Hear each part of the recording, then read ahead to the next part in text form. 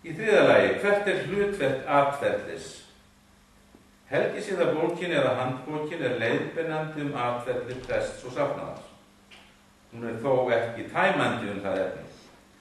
Í dagana rás hafa margar hefðir og venjur týnst eða skólast til og þar að ekki var svo skilningur uppi í kirkjunni við lok 19. aldar og lengi frá á 20. að hvers konar tiktúrur í helgihaldi væru ekki samboðnar neinni skynsemi og bæri að leggja þær af.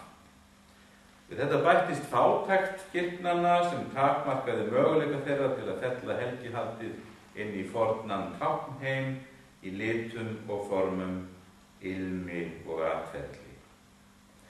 Þrátt fyrir ákveðna tortryggni gagnvart sumpart flóknu atferli og torskiljanlegu táknmáli hafa orðið til ný tákn og nýtt atferli sem að hluta endurheimt úr fornri hefð. Kirkjufólki mun nú sem fyrr til dæmis tamta signa sig, spenna greipar, lúta höfði og að krjúpa við altarið við fermingu, hjónavígslu og altarisgöngu.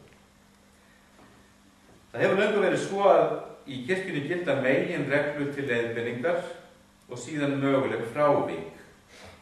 Þetta nauðsynlegt vegna þess að presturinn sem leiðir helgihaldið eða annar leiðtogi helgihaldi þarf að geta vikið frá meginreglum.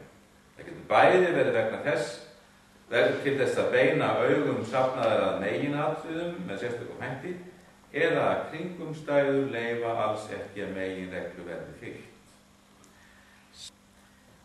Með atferli hér átt við hreyfingar handa, höfuðs og líkama prests sem leiðir þessu, fas hans og framkomu, göngu af og frá altari, krop, hneigingar og snúning við altari. Atferli prests leiðir athygli safnaðar að kjarna þess sem fram fer, samkvæmt hinu trúarlegu innihaldi og boðskap. Samhengi innihalds og atferlis réttlætir atferlið. Atferli sem ekki þjónar innihaldi og boðskap athafnarinnar á ekki við. Atferli prests og safnaðar hefur fyrst og fremst að hlutverk að leiðbeina söfnunum og aga presti.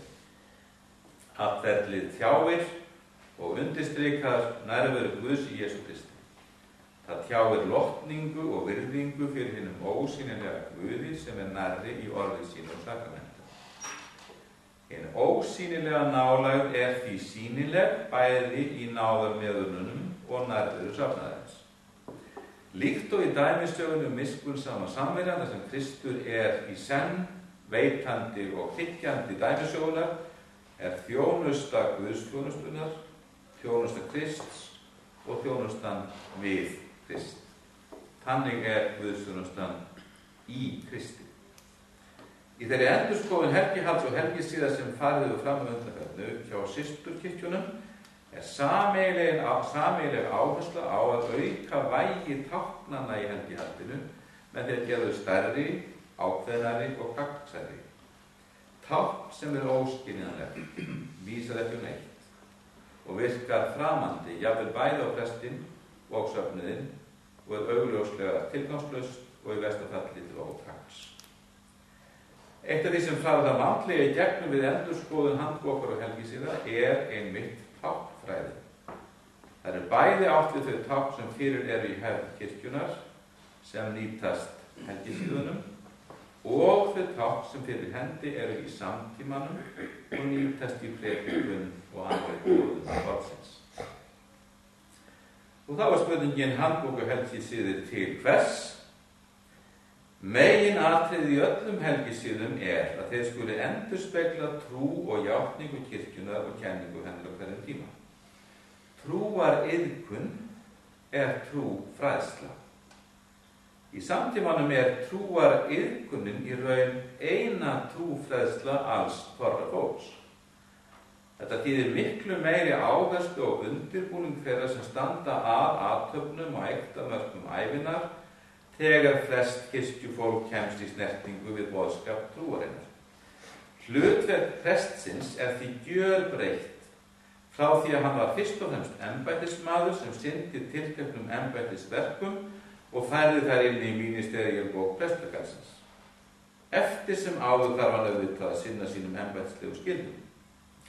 En í umhverfi hverjar einustu athafnar ekki bara sálgæsla, heldur trúfræðsla. Stærstur hluti vinnu prestsins fer ekki fram í framkvæmd athafna, heldur í undirbúningi þeirra og eftirfylgd. Og sæll sá prestur sem hefur ekki allt og margar athafnir hverri viku. Þessar ytri kringumstæður gera kröfur til gagnsæis helgihaldsins, en opna það líka á sama tíma.